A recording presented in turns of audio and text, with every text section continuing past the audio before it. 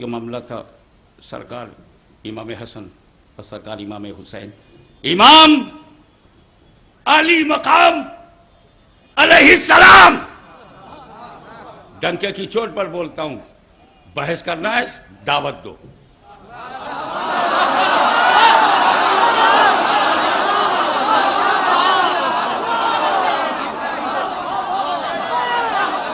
ہمیں ہم رسول کی اولاد ہیں، دعوت دیکھتے ہیں نتیجہ نہیں.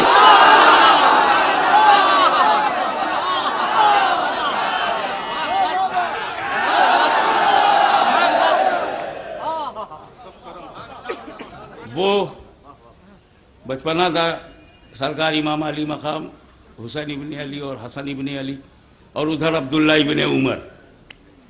اب کیا ہوتا، مزہ لیتے ہیں نا بچے. چڑھ گئے جھاڑ پہ، کھجور کے پیڑ پہ، اچھی اچھی کھجور عبداللہ کھا رہے ہیں، خراب خراب نیچے گرا ہے چٹکانے کے لیے. شہزادہ رسول تیور بدل گیا کہ اے میرے نانا کے غلام کے لڑکے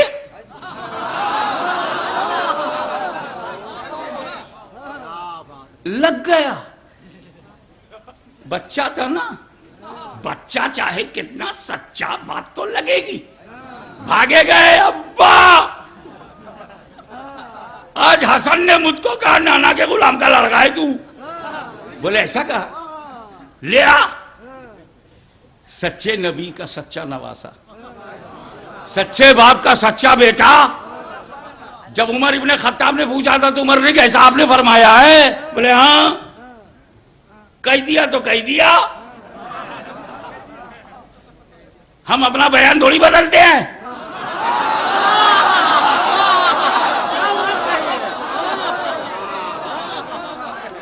علی کا شعر تھا، بول دیا بول دیا.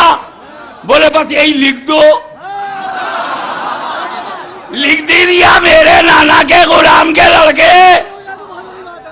پھر اس پرچے کو لے کے اپنے بیٹے عبداللہ سے کہا بیٹا سند مل گئی.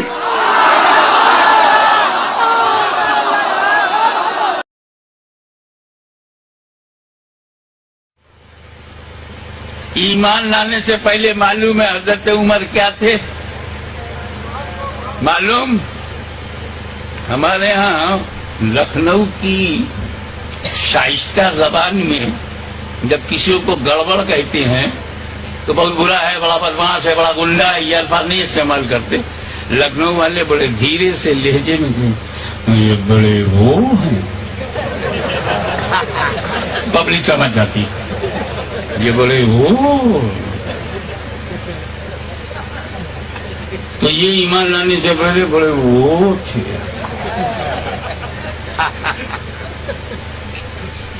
ان کے جیسا آج بھی بمبئی میں کوئی نہیں، بڑے وہ تھے. اور کلیئر کروں، دبئی میں بھی نہیں ہے، یہ بڑے وہ ہیں.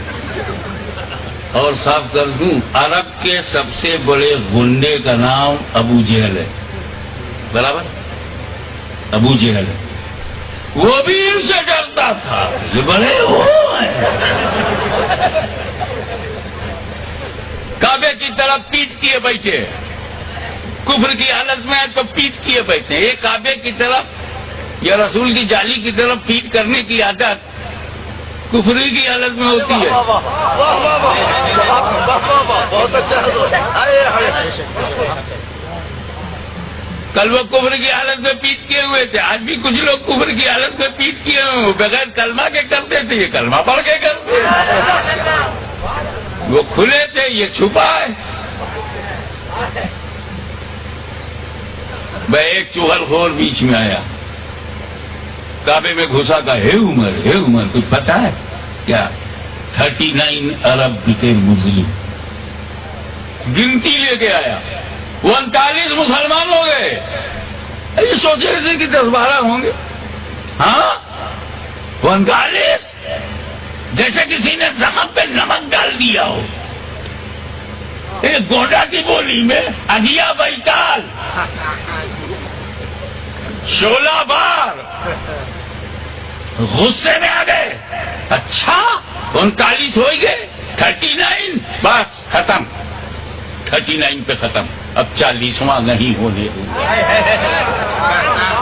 تلوار نکال کے, منہ پھلائی کے, چھاتی نکال کے, غصہ دکھائی کے, اکھیاں نکال, تلوار نکال کے, منہ پھلائی کے, چھاتی نکال کے, غصہ دکھائی کے, اکھیاں نکال کے, ہو گئے 39 ہو گئے.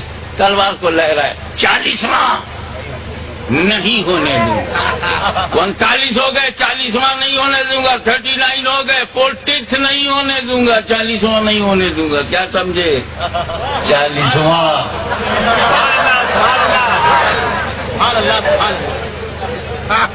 40واں نہیں ہونے دوں گا. اب اگر کوئی آ گئے 40واں مت کرو تو سمجھ جانا نہیں بولی نہیں. 40 نہیں ہونے دوں گا. 40واں نہیں ہونے دوں گا. کیا سمجھے؟ 40واں.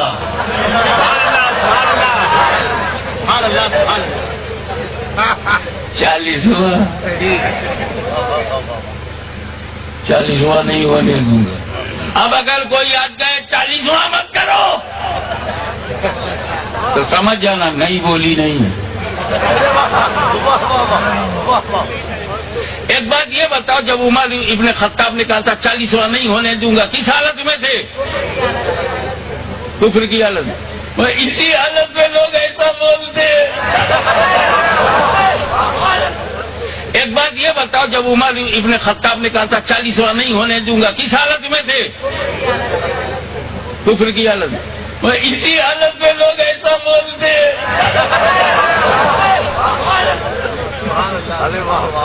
اب اگر کوئی منع کرے نا تو جھگڑا مت کرنا, حالت سمجھ لینا, شانتی بھنگ نہ کرنا, کنڈیشن سمجھ لینا.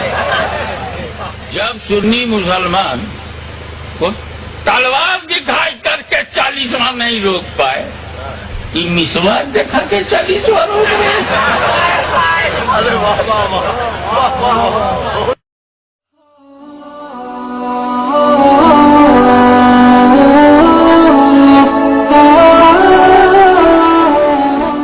اما عائشہ اٹینشن مانگتی تھیں رسول اللہ صلی اللہ علیہ وسلم کی, سب سے چہیتی تھیں, اٹینشن مانگتی تھیں. اکثر بیماروں کے لیٹ جاتی تھیں.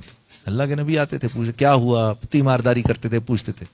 ایک دن سے اپنے سر کو لپیٹ کے لیٹ گئی, آہے آہے آہے آہے کر رہی. اللہ کے نبی آئے, کیا ہوا عائشہ؟ بس سر پھٹ رہا ہے, بہت بیمار ہوں. آپ صلی اللہ علیہ وسلم نے فرمایا, ہائے عائشہ, اسی بیماری میں اگر تیرا انتقال ہو گیا, اللہ کے نبی تیری جنازہ پڑھیں گے تو کتنی خوش قسمت ہوگی. اٹھ کے بیٹھ گئی. یوں ہوتا سر سے. آپ تو چاہتے ہی یہی ہیں کہ میں مر جاؤں اور آپ دوسروں کے پاس پہنچ جائیں. ہاں, تو یہ اس بات کا بھی ثبوت ہے کہ نبی کی صحبت مل کے بھی عورت نہیں بدل سکتی.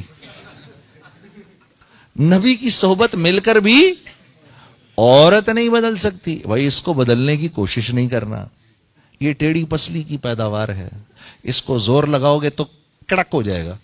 یہ نہیں کرنا. میں نے کہا نا آپ کو 4 باتیں تو میں نے لوگوں کی بتائی تھی. ایک بات میں نے آپ کو حاتم کی بتانی تھی. یہ جو ہم حضرت عمر کرتے رہتے ہیں نا, ہر وقت ان کی تعریفیں کرتے رہتے ہیں.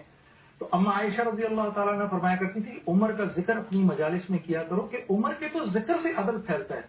ندیم بھائی, یہ جن لوگوں نے جنگیں لڑی ہیں اسلام کے لیے, یہ اپنے پرانے وقت کے سب سے بڑے چور اور ڈاکو تھے, یہ لٹیرے تھے, یہ قافلے لوٹا کرتے تھے, اور اللہ نے انہی سے کام لیا. بات یہ ہے, جب قانون کی بالادستی ہوتی ہے, اللہ اس قوم کا روب دوسری قوموں میں ڈالتا ہے. امریکہ کا بھی نام لے رہے تھے, میں ہنس رہا تھا دینی دل. لماذا يا عريفي أيها الكذاب أيها الكذاب لماذا تجلس على الفضائيات لتقول روايات مزورة لتصنعوا من عمر بن الخطاب أسطورة؟ هو رجل المتهم الأول في اغتيال النبي, هو الذي أخذ الإسلام إلى طريق مختلف. سيدنا عبد الله بن عباس صدق عندما قال بوضوح توشك أن تنزل علينا حجارة من السماء نقول لكم قال رسول الله وتقولون قال أبو بكر وعمر. أبو بكر وعمر يا ناس يا جماعة يزيحون رسول الله، يزيحون رسول الله من مقامه، وهم الذين أزاحوا عليا. إذا كل واحد يجب أن يعرف ما مقام أبي بكر وعمر. أبو بكر وعمر هم الذين أضلوكم، هم الذين أخرجوكم من طريق أهل البيت. لابد أن يعرف كل مسلم هذا. عمر وأبو بكر هم سبب ما نحن فيه. أي تزوير بعيد عن هذا سنحاربه وسنظل نفضحه وسنظل نعلم الأمة كلها ماذا صنع عمر وأبو بكر بالإسلام. إن عمر بن الخطاب قصة إسلامه تزوير، قصة هجرته تزوير، محاولته اختيار رسول الله لا تذكر. يقول على سيدكم ونبيكم قبل الوفاة ب3 أيام، يقول الرسول ائتوني كما ورد في البخاري ومسلم، ائتوني بكتاب أو بقرطاس أكتب لكم كتابا لا تضلوا بعدي أبدا. يقول عمر ما باله يهجر، يقول عن سيدكم رسول الله، يقول عنه يخرف، يقول عنه يهزي. هل يستحق من يقول على سيدكم، من يقول على سيدكم رسول الله يقول عنه أنه خرف؟ هل يستحقون أن تترضون عليه؟ هل تقولون رضي الله عنه؟ هل تعلنون الولاء له على حساب علي بن أبي طالب؟ لو كنتم أمة محترمة لرجمتموه لأنه سب نبيكم وسب رسولكم وأهانه قبل وفاة رسول الله ب3 أيام ومنعه أن يكتب وصيته. وكان ابن عباس يبكي حتى تبل دموعه الحصى ويقول الرزية، كل الرزية رزية الخميس. ما حال بين رسول الله والكتابة؟ من الذي حال بين رسول الله والكتابة؟ أليس عمر بن الخطاب؟ قولوها. هل ستقولون بعد أن تسمعوا هذا إن طارقا شيعي؟ إنني أعلن لكم إن التشيع هو الإسلام، وأن من لم يتشيع لعلي بن أبي طالب فهو من حزب عمر وأبي بكر ومعاوية بن أبي سفيان. هذا الحزب الذي جعل الأمة تنحرف. وأما التشيع المذهبي ففيه خزعبلات وفيه تجاوزات. وأما التشيع كان من زمن رسول الله، حيث كان بعض الصحابة إذا دخلت أسرة النبي وهم يتحدثون كما نقل العباس بن عبد المطلب: لماذا أصحابك إذا دخلنا عليهم المسجد وهم يتكلمون يصمتون؟ لماذا؟ لأنهم كانوا يتآمرون على علي، لأنهم كانوا يتآمرون على آل محمد، وقد قرروا أن يبعدوا. لذلك فإن النبي قد حيل بينه وبين أن يكتب لعلي الوصية كتابة بعد أن أعلنها في غدير خم. ولا يركبن أحدكم أن الصحابة كيف يفعلون. الصحابة كما قلت لكم لا تفيد مدحا أو ذما. سيقول أحدهم: الله يقول والسابقون الأولون من المهاجرين والأنصار. أنا أريد أن أسألكم، عندما قاتل معاوية عليا وسبه، هل قال إن عليا من السابقين الأولين من المهاجرين والأنصار؟ عندما عثمان بن عفان كان الصحابة يحاصرون بيته ويريدون قتله، هل أحد قال إنه من السابقين الأولين من المهاجرين والأنصار؟ لا، إن أحدا لا يستخدمها إلا حين تكون القضية ستكون في صالح علي.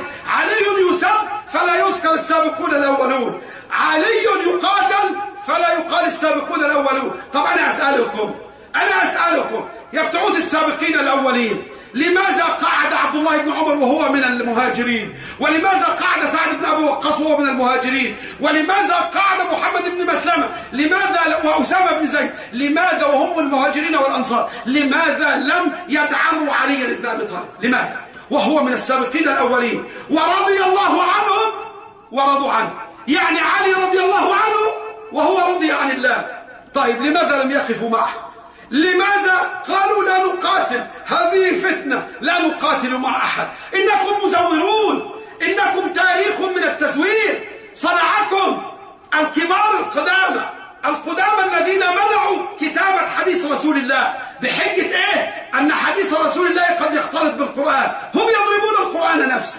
لماذا؟ لأن لو أن كتابة الحديث تعني أنه يمكن أن يختلط بالقرآن، يبقى القرآن ليس معجزا بلفظه، لأن ممكن تقرأ الحديث تفكره قرآن. يبقى أين الإعجاز؟ إنكم تدخلون من خبال إلى ضلال إلى نفاق.